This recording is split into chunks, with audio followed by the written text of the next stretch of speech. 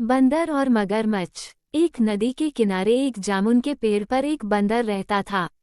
उस पेड़ पर बहुत ही मीठे मीठे जामुन लगते थे।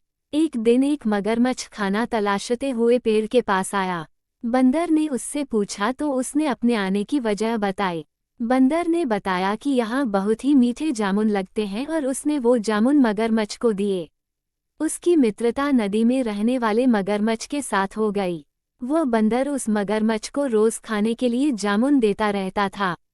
एक दिन उस मगरमच्छ ने कुछ जामुन अपनी पत्नी को भी खिलाए।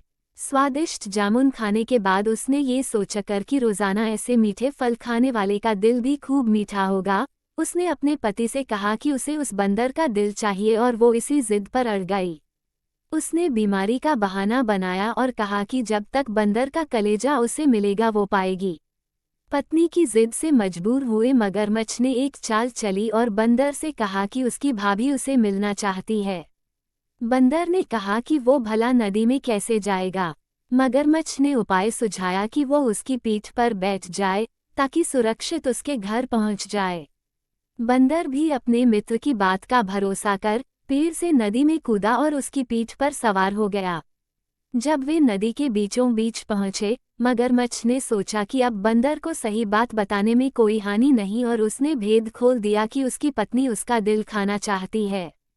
बंदर का दिल टूट गया, उसको धक्का तो लगा, लेकिन उसने अपना धैर्य नहीं खोया।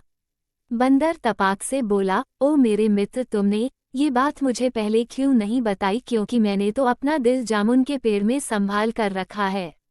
अब जल्दी से मुझे वापस नदी के किनारे ले चलो ताकि मैं अपना दिल लाकर अपनी भाभी को उपहार में देकर उसे खुश कर सकूं।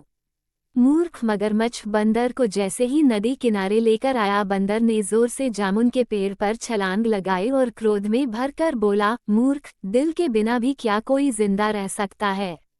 जा, आज से तेरी मेरी दोस्ती समाप्त।